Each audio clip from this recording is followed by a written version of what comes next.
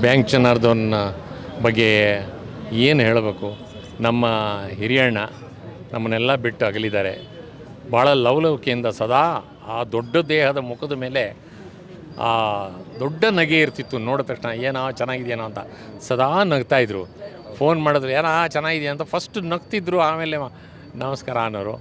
ಅಷ್ಟು ಲವಲವಿಕೆಯಿಂದ ಇದ್ದವರು. ಆ ದೇಹ ಮಾತ್ರ, ಮನಸ್ಸು ಮಾತ್ರ ಭಾಳ ಲವಲವಿಕೆಯಿಂದ ಇತ್ತು. ನಡೆಯೋಕ್ಕಾಗ್ತಿರ್ಲಿಲ್ಲ. ಹಾರ್ಟ್ ಆಪ್ರೇಷನ್ ಆಗಿತ್ತು. ಇತ್ತೀಚೆಗೆ ಸ್ಟಂಟ್ಸ್ಗಳು ಹಾಕಿದ್ರು. 3 ಸ್ಟಂಟ್ ಒಟ್ಟೊಟ್ಟಿಗೆ ಹಾಕಿದ್ರು. ಪದೇ ಪದೇ ಆಸ್ಪತ್ರೆಗೆ ಹೋಗಿ ಬರ್ತಾಯಿದ್ರು. ಸರಿಯಾಗಿ ಊಟ ತಿಂಡಿಗಳು ಸೇರ್ತಿರ್ಲಿಲ್ಲ. ಇದು ಮನುಷ್ಯನ ಕೊನೆ ದಿನಗಳು. ಏನು ಮಾಡೋಕ್ಕಾಗುತ್ತೆ, ಎಲ್ರಿಗೂ ಅದು ಬಂದೇ ಬರುತ್ತೆ. ಆದರೂ ಕೂಡ ಇವರಿಗೆ ಭಾಳ ಕಷ್ಟಪಟ್ಟರು. ಅಲ್ಲೊಂದು ಮನೆ ಇತ್ತು, ಮನೆಯನ್ನು ಮಾರಿ ಅವರು, ಅವ್ರ ಮಗ, ಅವ್ರ ಮಗಳು 3 ಜನನು ಒಟ್ಟಿಗೆ ಇದ್ದರು. ಇತ್ತೀಚೆಗೆ ಅಳಿಯ ಕೂಡ ತೀರ್ಕೊಂಡಿದ್ದರು. ಅದೊಂದು ದುಃಖದಲ್ಲಿದ್ದರು. ಅವರಿಗೆ ಮಕ್ಕಳಿರಲಿಲ್ಲ. ಅವರು ತಂದೆಗೆ ತಾಯಿ ಮತ್ತು ಹೆಂಡತಿ ಭಾಳ ವರ್ಷಗಳಾಯಿತು ತೀರೋಗಿ. ಎಲ್ಲ ಒಂಟಿಯಾಗಿದ್ದರು. ಮಗನೂ ಪಾಪ ಒಂಟಿ. ಇವರು 3 ಜನ ಈ ಮನೆಯಲ್ಲಿ ವಾಸವಾಗಿದ್ದರು. 1-2 ತಿಂಗಳಿಂದ ನಾನು ಬಂದೋಗಿದ್ದೆ. ನಾನು ನಮ್ಮ ಮಿಸ್ಸಸ್ಸು ಬಂದು ಮಾತಾಡ್ಸ್ಕೊಂಡು ಹೋಗಿದ್ವಿ, ಯೋಗಕ್ಷೇಮ ವಿಚಾರಿಸ್ಕೊಂಡು ಹೋಗಿದ್ವಿ. ನಾನು ತಿಂಗಳಿಗೆ ಒಂದು 4-5 ಸರಿ ಫೋನ್ ಮಾಡ್ತಿದ್ದೆ. ಯಾಕೆ ಅಂತಂದರೆ ವಯಸ್ಸಾದವ್ರಿಗೆ ನಾವು ನಮಗಿಂತ ಹಿರಿಯರು ವಯಸ್ಸಾದವ್ರನ್ನ ಆಗಾಗ್ಗೆ ಫಿಸಿಕಲಾಗಿ ಹೋಗೋಕ್ಕಾಗದೇ ಇದ್ದರೂ ಕೂಡ ಈ ಬೆಂಗಳೂರು ಟ್ರಾಫಿಕ್ನಲ್ಲಿ ಒಂದು ಫೋನ್ ಮಾಡಿ ಹೇಗಿದೆಯಾ ಅಂದ್ಬಿಟ್ಟು ಒಂದು 5 ನಿಮಿಷ ನಗ್ತಾ ಏನಾದರೂ ವಿಚಾರ ಎತ್ಕೊಂಡು ಅವ್ರನ್ನ ಮುಂದುವರಿಸಿ ಒಂಚೂರು ಖುಷಿ ಮಾಡಿದ್ರೆ ಅವರಿಗೆ ಆವತ್ತು ಸ್ವಲ್ಪ ದಿನಗಳು ಅವರು ಖುಷಿಯಾಗಿ ದಿನವನ್ನು ಕಳೀತಾರೆ. ಇದು ಪ್ರತಿಯೊಬ್ಬರಿಗೂ ಆಗುತ್ತೆ. ಅದರಿಂದ ನಮಗೆ ಒಂದು ನೋವಾಗುತ್ತೆ. ನಮಗೆ ಪೋಷಕ ಕಲಾವಿದರುಗಳಿಗೆ ಏನಾದರೂ ಸಮಸ್ಯೆಗಳಾದರೆ ಅವಾಗ ಸಲಹೆಗಳನ್ನು ಕೊಡ್ತಿದ್ದ.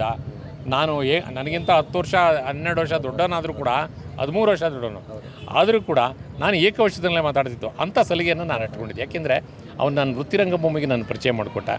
ನನ್ನ ಬಗ್ಗೆ ಬಹಳವಾದಂಥ ಗೌರವ ಆಯಿತು. ಎಲ್ಲೋ ಒಬ್ಬ ನಾಟಕ ಬೇಕು ಅಂತ ನಾನು ಸಂಪರ್ಕ ಮಾಡಿದ್ರೆ ಇಡೀ ತಂಡವನ್ನು ಕರೆದುಕೊಂಡೆ. ನಾನು ಕರ್ಕೊಂಡೋದ್ರೆ ನನ್ನ ತಂಡ, ನೀನು ಕರ್ಕೊಂಡೋದ್ರೆ ನೀನು ತಂಡ ಅಂತ ಹೇಳ್ಕೊಟ್ಟು ನನಗೆ ನಾಟಕ ಮಾಡಿಸ್ದ. ಆಮೇಲೆ ಸಾಕಷ್ಟು ಚಿತ್ರಗಳಲ್ಲಿ ನಾವೆಲ್ಲ ಒಟ್ಟಿಗೆ, ನಾನು, ಪದ್ಮಿನಿಯವರು, ಅವರು ಎಲ್ಲ ಒಟ್ಟೊಟ್ಟಿಗೆ ಕೆಲಸ ಮಾಡಿದ್ವಿ. ಆಮೇಲೆ ಪೋಷಕ ಕಲಾವಿದರ ಸಂಘನ ಕಟ್ಟಿ ಸ್ಥಾಪಕ ಅಧ್ಯಕ್ಷನಾಗಿ ಭಾಳಷ್ಟು ವರ್ಷಗಳು ಕೆಲಸ ಮಾಡಿದ. ಸಾಕಷ್ಟು ಕಲಾವಿದರುಗಳನ್ನು ಪ್ರತಿ ತಿಂಗಳು 2ನೇ ಭಾನುವಾರ ಸೇರಿಸುವಂಥ ಕೆಲಸಕ್ಕೆ ಅಡಿಪಾಯ ಹಾಕಿದ್ರು. ಆಮೇಲೆ ಸಾಕಷ್ಟು ಯೋಜನೆಗಳಿತ್ತು ಪೋಷಕ ಕಲಾವಿದರಿಗೆ. ಒಂದಲ್ಲ ಒಂದು ರೀತಿಯಿಂದ ನಾವು ಸಹಾಯ ಮಾಡಬೇಕು, ಏನಾದರೂ ನೋಡೋಣ.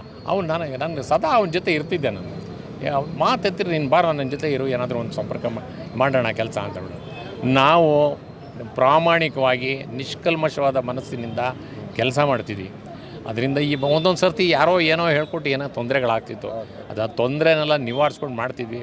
ಆಮೇಲೆ ಡಿಂಗ್ರಿ ನಾಗರಾಜು ನಾನು ಪ್ರೆಸಿಡೆಂಟ್ ಆಗ್ತೀನಿ ಅಂದರು.